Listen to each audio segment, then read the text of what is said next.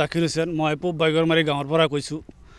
আমাৰ ইয়াতে প্ৰায় মোৰে 7-8 বিঘা মাটি আছিলে, তাৰে মাকৈ খেতি কৰিছিলোঁ। এতিয়া বৰষুণৰ কাৰণে আকৌ পানী আহিলা, পানী অহাৰ কাৰণে আমাৰ মাকৈগিলা একেবাৰে পূৰা বেয়া হৈ গৈছে। এতিয়া আপোনালোকে চাব পাৰে ইয়াতে মাকৈখিনি গাজালি ওলাই গৈছে আৰু পচিও গৈছে।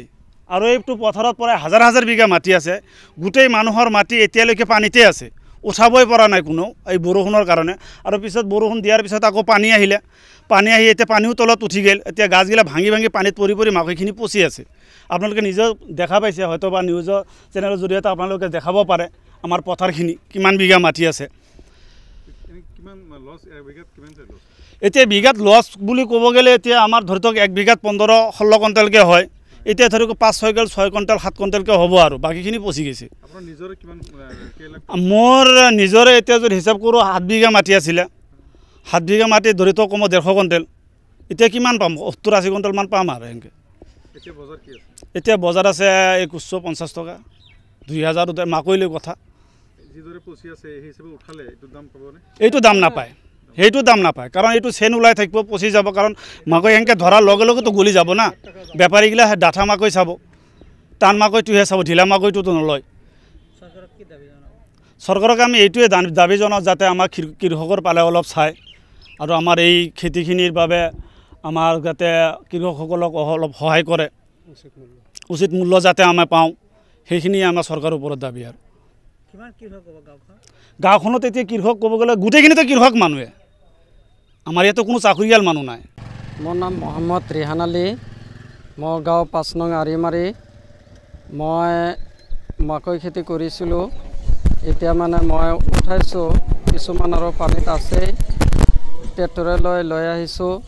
তাৰপিছত এতিয়া মই নাৱেৰে লৈ আহিছোঁ। বহুত মোৰ ক্ষতি হৈছে,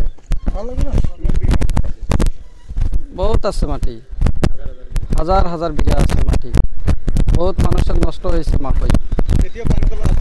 এতিয়াও পানীৰ তলত আছে, কিছুমান উঠাইছে। মই 1 নম্বৰ ৱাৰ্ডৰ বাইগমাৰী থাকোঁ।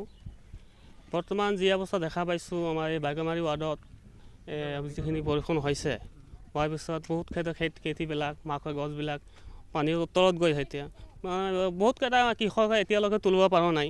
যিহেতু মাকৈ এতিয়া দেখিলে আপোনালোকে বহুত কেইটা মাকৈ গেছ জ্বলাই গৈছে, বহুতো চেন ওলাইছে। যিবিলাক মাকৈ হৈছে এতিয়া 500 টকা দাম নাই দে বেপাৰীয়ে, কাৰণ নলয় বুলি যদিও ধৰিব পাৰিম। কিন্তু এতিয়ালৈকে যে চাব বহুত পথাৰ খেতি আছে, তুলিব পৰা নাই।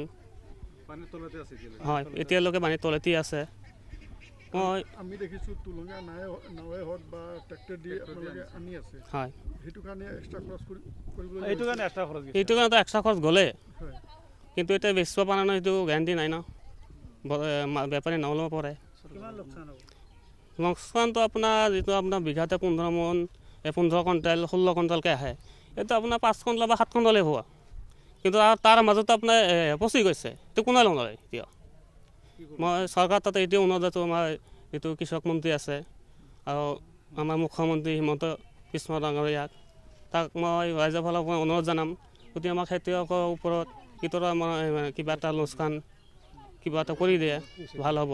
কাৰণ মেইন চলোৱা বস্তু আমাৰ এইটোৱে, বাকী বেলেগতো নাই না।